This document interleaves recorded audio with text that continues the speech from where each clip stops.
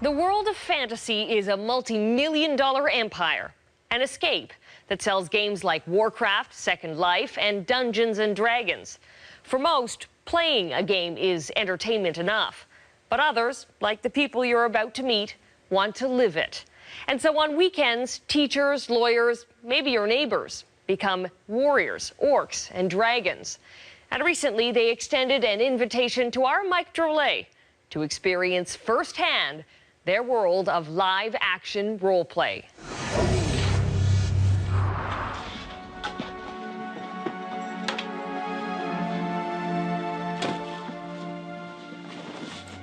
What do you pack when you're going camping for the weekend? Sweaters, boots?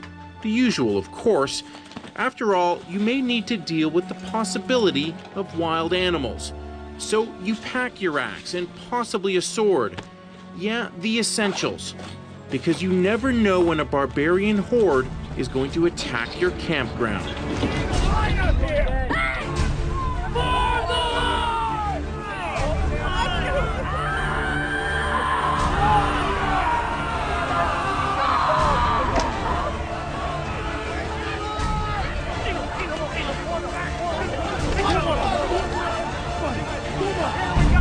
Yep, that's me. Maligans, we'll eat your soul! One of the fighting hordes. We'll get back to the battle, but first let's go to the safety of the city for a moment. Walking through his Toronto neighborhood, there's nothing that sets Talman Firestone apart from anybody else, but he has a side to him you wouldn't know. Just as down the highway in London, Ontario, twins Michelle and Morgan live regular lives, but harbor secrets they only let out in a mystical world called Jericho. This is Jericho, in a place called Underworld. Sure, you could mistake it for a horse paddy-filled field near Peterborough, Ontario, but on this weekend it passes for Middle-earth, filled with monsters and mythical characters, some with tails, others with ghoulish masks. You can get venom sacs out of spiders. I mean, like, this stuff was from a lizard. So this clearly needs explaining. All these people are in a world ruled by LARP, L-A-R-P, live-action role-playing. Remember Dungeons and Dragons? It's that, but instead of sitting around a table and rolling dice to decide your character's fate, you are the character. Geek is chic. It's really popular to be geeky and dorky now. Like 10 years ago, if you talked about somebody who was going to do live-action role-playing, they'd probably get laughed at. Yeah, I think they're waiting for you to laugh at it a little bit. I mean, it comes out in comedy movies and stuff. But the stereotypes are out there, and this group isn't oblivious to them. Even so, David Ashby, the head LARPer, a network administrator in real life, gets a little exasperated trying to understand it. We have teachers, bouncers, security guards, we have lawyers, we have police officers that play. It's anybody from any walk of life. The stigma of a game player being socially inept, living in the basement, it's not true. That's David Owen. He's a gaming expert, a PhD student studying how and why we play games. I personally think it's quite a healthy thing to do. I don't think it's that far from playing games in other aspects, tabletop or video games or board games or whatnot. The level of immersion is different. But playing the game isn't the only commitment. Planning it is too. David is a guy they call a shaper. You could think of him as the master of the LARPer universe. And he plots that universe in the most ordinary of places. A suburban backyard. But what is the plot? What is the story that they have to solve? Shapers carefully craft the scenes LARPers play out. Back at the LARPer event, those twisted plots are about to unfold. This weekend here, we have there's an evil god of necromancy and undead called Maligan, and he's hired a bunch of barbarians. He's coming to town with a nefarious purpose. There are two types of LARPers, ones who are essentially actors who play multiple characters to help move the story along. This weekend, Michelle is doing that. You should be very kind of shy and demure in the back because you actually know that you're guilty. Kingdom of Felnir is not going to hand one of her daughters over to a ragtag group of bounty hunters. And the ones who have one character they've developed over years that they live all weekend, like Talman. My character is a mercenary. The character concept is to be more of a philosophical warrior. By the authority of the Magistrate of Jericho, we will take Felicity by force right now. Talman first started LARPing in high school before life interceded and took him on a different path. He's an expert on nuclear fusion. So you might say LARPing brings a balance to his life. On weekends, he puts aside science for a medieval extreme. If they do defend themselves or if they do attack us, let's drop them. That's kind of, I think, what attracted me to get back into LARPing is to be able to do something that I can't do in real life, which is fight dragons or orcs or whatnot and swing a sword. You are currently aiding and abetting a wanted criminal. It's a theme we would hear time and again.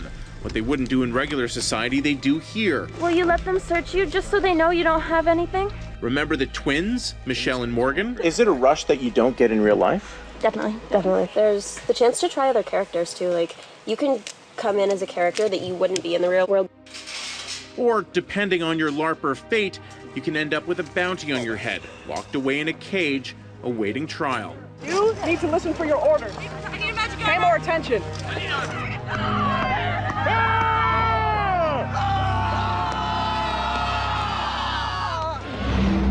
Next on 16 by 9, an epic battle. Full body, full body, full body. In a farmer's field.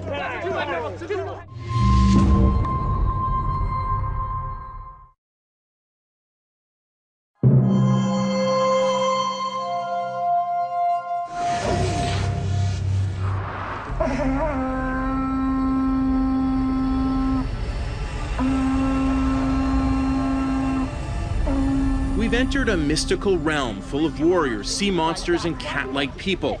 Overall, a group so dedicated to the story, they eschew the comforts of home, including bug spray. How many mosquitoes have bitten you? Oh. I don't even notice this, whatever. So embracing the moment clearly matters in this Peterborough field. And to get a better sense of why they do it, I've entered their world. That means shedding aside all the trappings of home and embracing a new me. So we're about to have a battle, though. We are, yep. So is that what I'm going to get involved in? Absolutely, yep. So we're going to have to find you some costume. Let's do that. All right. Let's do that then. Very furry. Got your hammer? A hammer? Yeah. Very nice.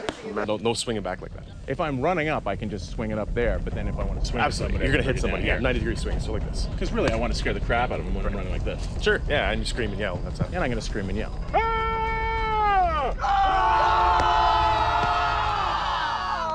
Once I've been painted up and learned the basics of fighting, I'm ready. All I need is a name. You have a new member of your barbarian horde. This is Kronk. Kronk!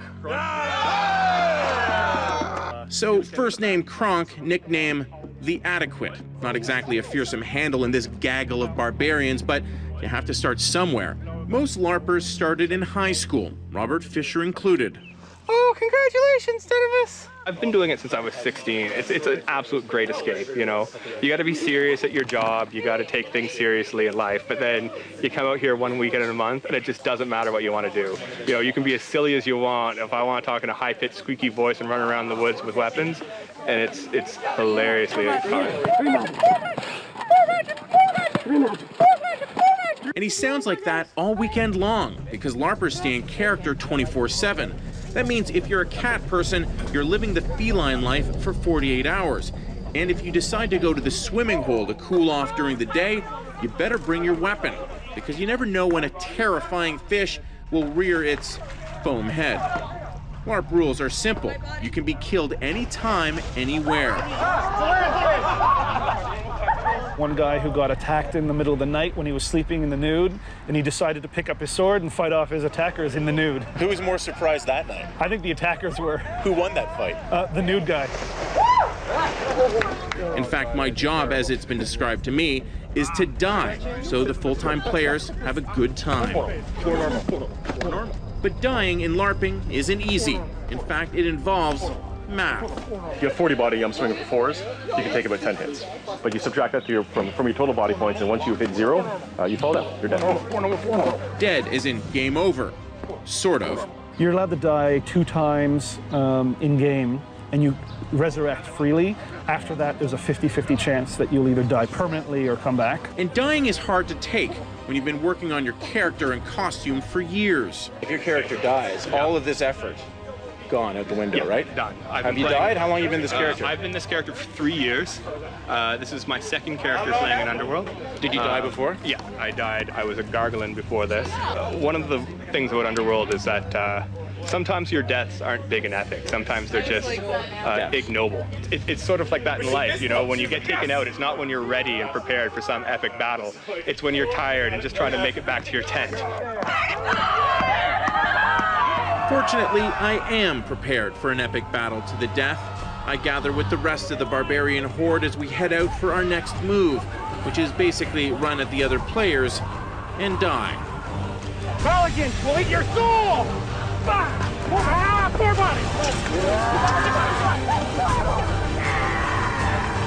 bodies! Four of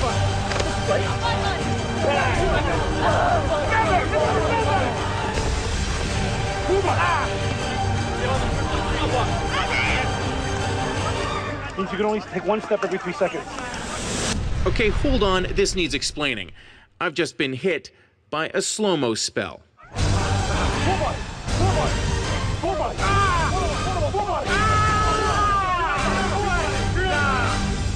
It doesn't take long for slow-mo Mike to die. I start searching you. LARPers are good at sensing the weakest of the herd. How are my fighting skills? Your fighting skills are adequate, and my dying skills, your dying skills are amazing. Very dramatic, very dramatic. So if you're keeping track at home, I die better than I fight. Perfect for a barbarian. And if you think it's easy, you've never worn elf ears. Come on, let's get you to the healing tent. He's dying! I need a life spell! Put him down, sir. Whoa! Take the shadow. He's dying. Put him down. We need a stasis spell. Activate Skrull Harvest! Tongue strength, please, repeat. Justin, how does Valhalla taste? You at the watering hole, yeah. That was a good fight.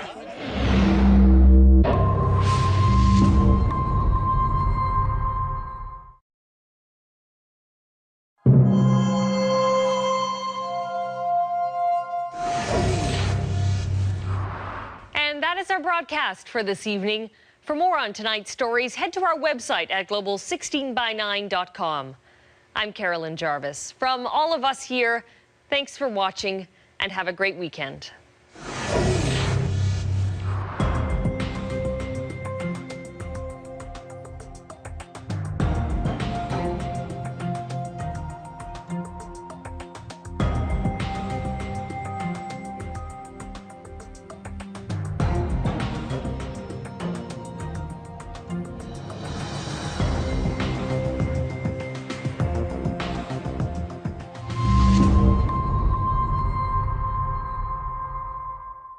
Play.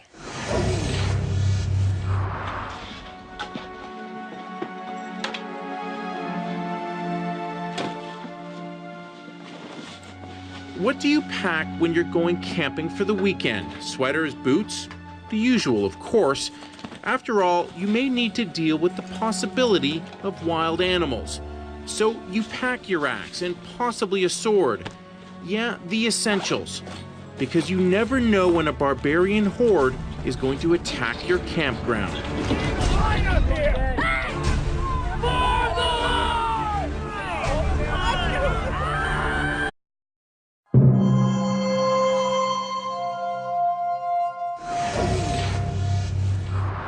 The world of fantasy is a multi-million-dollar empire, an escape that sells games like Warcraft, Second Life, and Dungeons and Dragons.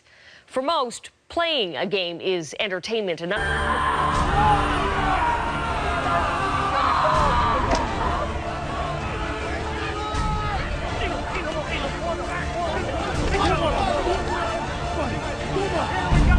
Yep, that's me. Maligans will eat your soul! One of the fighting hordes. Enough. But others, like the people you're about to meet, want to live it. And so on weekends, teachers, lawyers, maybe your neighbors, become warriors, orcs, and dragons. And recently, they extended an invitation to our Mike Drolet to experience firsthand their world of live-action role.